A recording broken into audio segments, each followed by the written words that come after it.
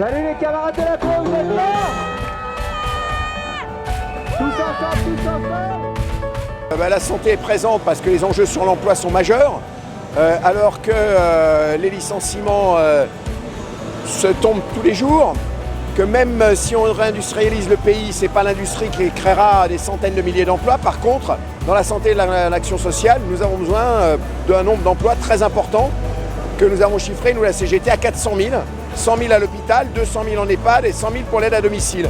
Donc ce sont des emplois utiles, qualifiés, et nous avons des solutions pour pouvoir recruter ces personnels immédiatement. D'une part, nous avons besoin d'emplois non qualifiés immédiatement pour soulager le personnel qualifié, les aides-soignantes, les infirmières, les médecins, tout le personnel hospitalier. Et puis, pour les années qui viennent, mais une aide-soignante, c'est 1 an de formation, une infirmière, c'est 3 ans, ce qu'on appelle la politique prévisionnelle des emplois, ça passe par une politique de contrat qu'on avait jusqu'en les années 70 pour embaucher le personnel dans les hôpitaux, c'est-à-dire des jeunes qui, dès l'entrée à l'école, sont payés. Et du fait de cette rémunération pendant leurs études, ils ont un contrat avec l'établissement qui a payé leurs études pendant 5 à 7 ans, ce qui permet effectivement d'avoir le personnel pour maintenir les lits ouverts, pour développer les activités et d'arrêter de voir des pleureuses comme Martin Hirsch qui nous explique qu'il ne peut pas rouvrir des lits parce qu'il n'arrive pas à embaucher.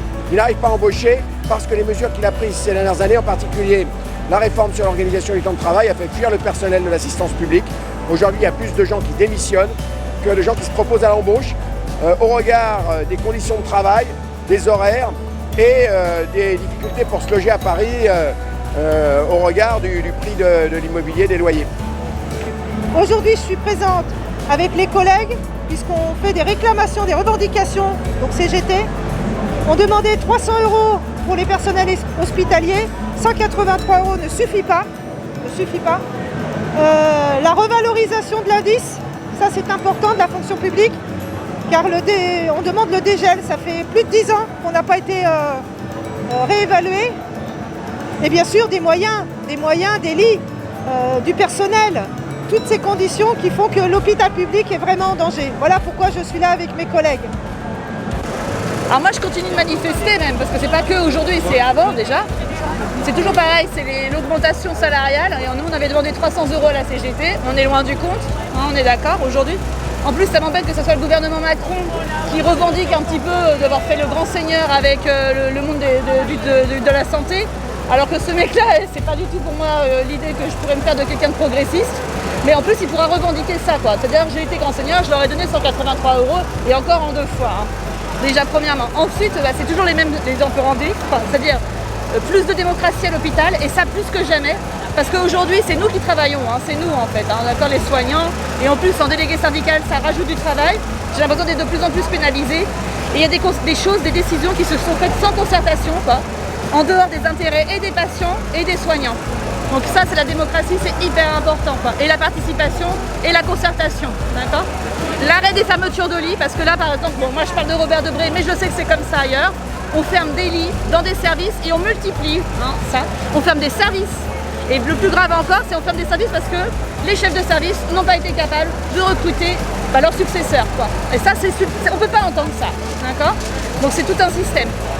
Ensuite, j'aimerais bien que les soignants ils puissent avoir accéder à la formation, que ce soit la promotion professionnelle, mais aussi des formations toute l'année, que ce soit en lien direct avec leur travail ou indirect, c'est selon. Et après, il y a plein de choses. La sécurité, puisque c'est quelque chose qui malheureusement devient hyper important au niveau de la paix et à Robert Debré avec les derniers événements. Et puis il y a plein de choses, je sais pas, l'amélioration des conditions de travail, travailler les 32 heures, moi ça m'irait très bien parce que plus ça va, plus on est crevé quand on revient, moi je suis exténuée, quoi, voilà. Alors manifeste pour la revalorisation des salaires. Pour l'embauche, plus de lits, puisque la crise Covid, elle n'a pas servi de leçon aux fonctionnaires, ils n'ont pas l'air d'avoir compris ce qui s'est passé durant la crise Covid. Donc nous, ce qu'on veut, c'est des lits, de l'embauche, une revalorisation salariale et aussi bien pour les EHPAD, plus de personnel en EHPAD aussi. Et des moyens. Et des moyens pour prendre en charge les patients. Encore défendre les valeurs du service public pour tous. l'arrêt de la casse du service public. Comme on disait au tout début, moi je viens d'abord d'un hôpital transformé en EHPAD.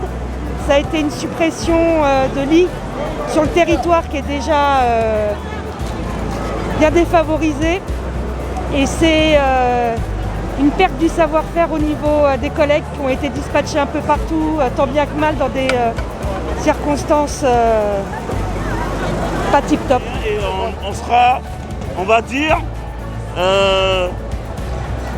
nos droits sont bafoués, quoi, en gros.